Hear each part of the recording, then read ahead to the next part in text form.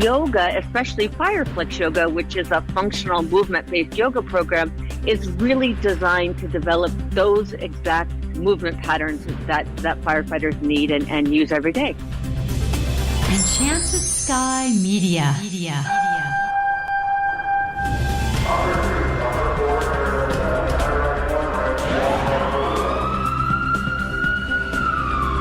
From the Federal Resources Studio, this is Code 3, the Firefighters podcast, hosted by award-winning journalist Scott Orr. Code 3 features interviews with leading members of the fire service, discussing firefighting strategy, tactics, and other topics you need to know more about.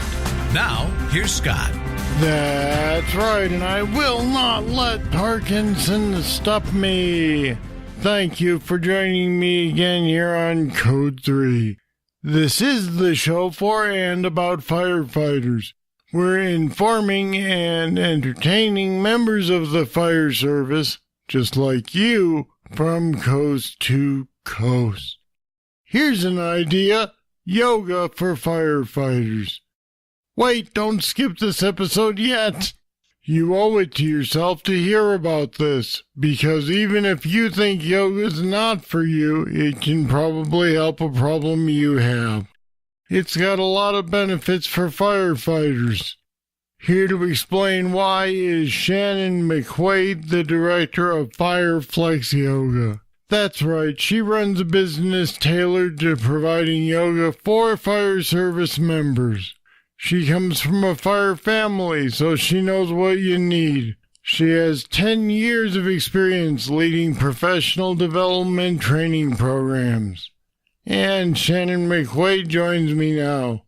Welcome to Code 3. Hi, Scott. Thank you for having me. Let's start with the obvious question. Is it a problem to try to get firefighters interested in yoga? Well, yes, and less so now, I would say. And not, I wouldn't necessarily say it's the firefighters, but, fire leadership really needs to endorse the program for us to begin in department. Do they need to have the benefits explained to them before they understand this? Absolutely. Yeah. And I have, when I started any department, it really is about education. And it's also about demystifying, what yoga for firefighters looks like, because we have, the yoga program that we bring into the fire service has objectives that are designed to address the main issues, facing the fire service today. So I do spend a lot of time in education up front. Now, I am sure that you are aware that there are going to be a lot of guys out there who are going to look at this and go, come on, this is not for me, this is for women. How do you explain this to them so that they'll see the benefit? Well, that is very true. And yes, I've met many of them. And, the truth is that my job and I actually have 13 teachers who work with me. We're not at all out there trying to convince or proselytize firefighters to get behind yoga. Fortunately, when I started in 2014, I would say in most departments, we had about 80% of the firefighters who already knew yoga would be good for them, for everything that they do. And that number has increased to, close to 90%. So there is some resistance, but it's not the majority of firefighters that we meet and work with. What can yoga do for firefighters? Let's talk about some of the least threatening aspects of the benefits of yoga. Okay.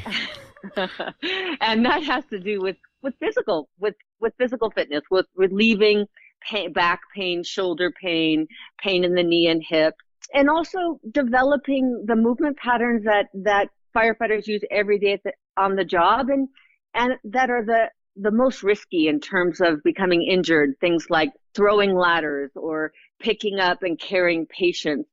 This is where a lot of firefighters can experience a strain or a sprain. And so yoga, especially FireFlex Yoga, which is a functional movement-based yoga program, is really designed to develop those exact movement patterns that firefighters need and use every day. I noticed that you referred to relieving pain. My understanding, limited though it may be, of yoga is that it's for building strength. So, does it do both?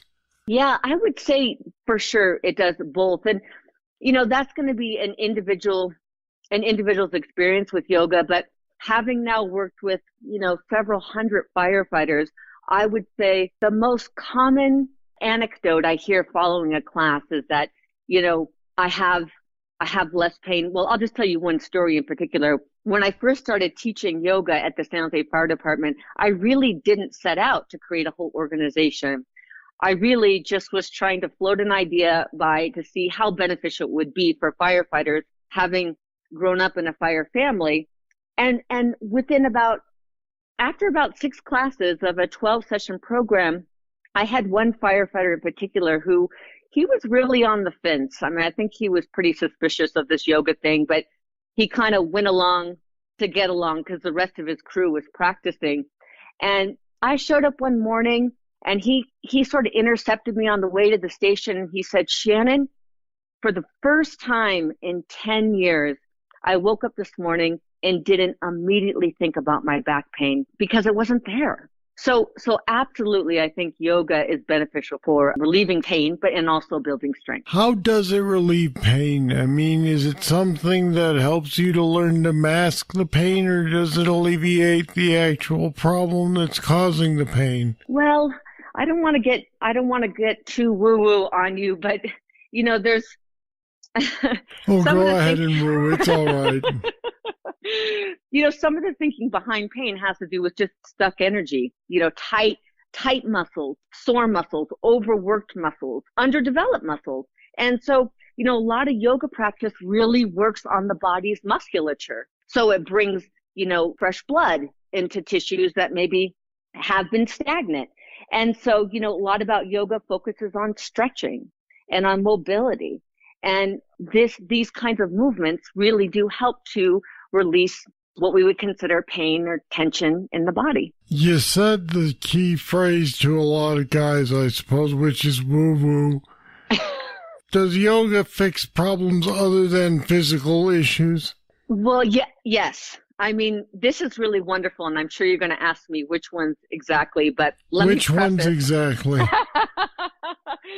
This is what I love. I mean, let me first say that I think one of the reasons that yoga has been so successful in the fire service over the last, 4 to 5 years that I've been doing the work has to do in large part about the robust and really copious research that's coming out of centers for mindfulness across the country. Now, the majority of the fire departments that we work in are in the San Francisco Bay Area. So in California alone, in all the UC systems, they have research institutes that are focusing on specifically looking at how the brain and the body respond to meditation and yoga practices. So one research study in particular that caught my attention early on was funded by the National Institute of Health. And they took a group, I believe it was largely females, who had what was called treatment-resistant post-traumatic stress disorder. And they separated them into 2 groups. And one group received 10 weeks of very specific types of yoga practice that could be loosely categorized as interoceptive yoga. And then another group went into more of a counseling, a health and wellness kind of information classes for that same 10 weeks. And 52% of the participants who received the interoceptive yoga practice no longer met the clinical criteria for PTSD. I'll be back with more right after this. Federal Resources is a mission-critical solutions provider with only one goal: to empower and prepare the first responder for any threat, at home or abroad, that they are called on to respond to. Your mission is to protect and defend. Our mission is to make sure you're equipped with the knowledge and training on response techniques to current threats. We'll make sure you know the latest innovations in technology to ensure mission success. Every time. You look out for everyone else. Let us look out for you. Learn more at federalresources.com.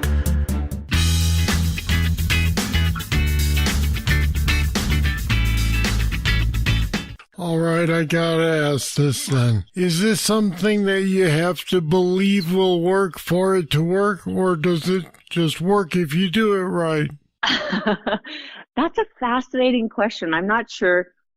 The answer is that, like I said, even the skeptic that I spoke to earlier in this conversation, and I would say, a lot of firefighters we work with are skeptical, but when they actually do experience one or two classes, they're all in. So I hope I answered your question, if only indirectly. How long, I don't even know what the phrase is, so I'll just call it this way. How long a course of treatment or number of classes do you have to take before you start to see real results? Well, that is another great question. I mean, what the research is pointing to is that, over the course of one's life, if you adopted these practices, there's an opportunity to actually change our traits or our DNA. But what happens initially is called a state change.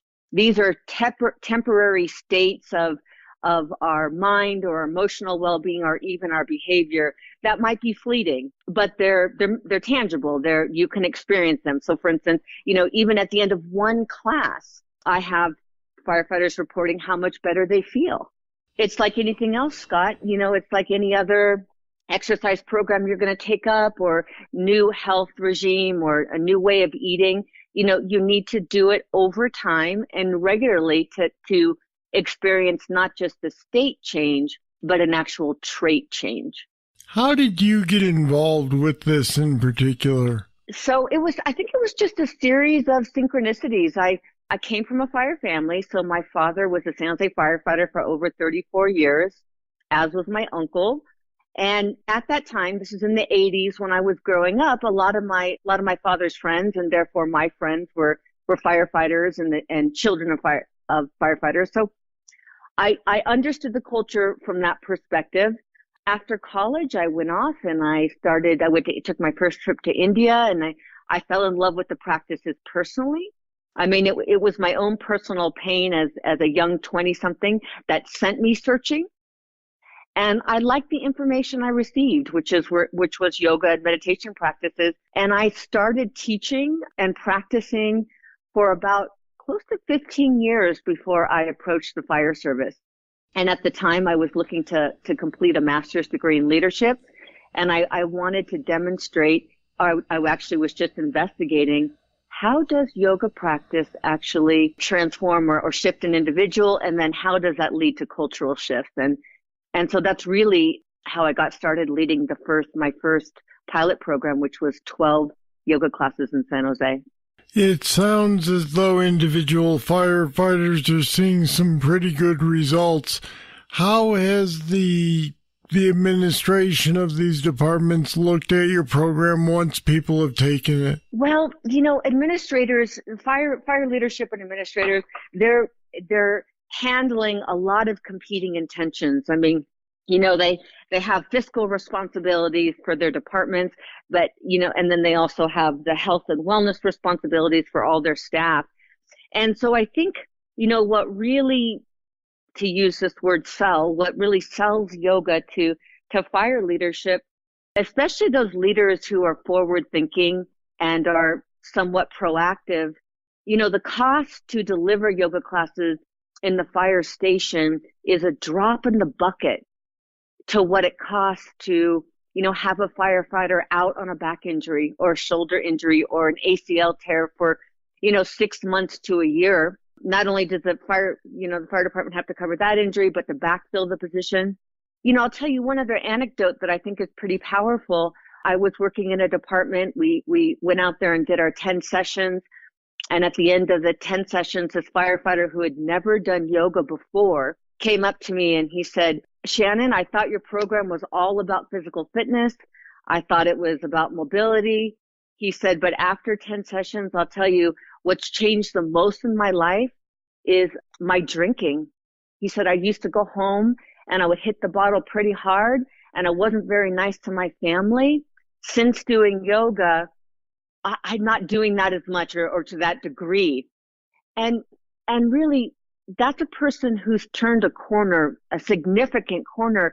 And I can't even quantify what the cost would be, not only to that firefighter, to his family, but to the department. So when a fire chief looks at this information, and again, says, you know what, I'm going to be proactive in the situation, what it costs them versus what they're saving, it's kind of a no-brainer. And we'll leave it there. Shannon McQuaide, thanks for answering some dumb questions for me today here on Code 3. Thank you so much for having me, Scott. I really appreciate this time together. And we put some more information about how yoga could help you on our website at code3podcast.com/yoga. Check it out. Now, here comes your trivia question. When an atmosphere contains less than this percentage of oxygen, it's considered oxygen deficient. I'll have the answer right after this. Now's your chance to get your hands on Code 3 t-shirts, sweatshirts, and more. Show your support for the podcast that supports firefighters from coast to coast. Just go to code3podcast.com and click on the Code 3 store link. Or go to code3podcast.com/shop and tell the world that you're a Code 3 fan. Here's the trivia answer. An oxygen-deficient atmosphere contains less than 19.5% oxygen. All right, that's it. That's all for this edition of Code 3. I'd like to hear what you think of the show. Just email me, scott@code3podcast.com. Thank you for listening. I'll be back next time with more. I hope you'll join me. I'm Scott Orr, and until then, stay safe. Code 3 is made possible through the generous support of Federal Resources. Visit them at federalresources.com. This show is a production of Enchanted Sky Media. To contact us, get more information on today's show, or to subscribe to the podcast, go to code3podcast.com.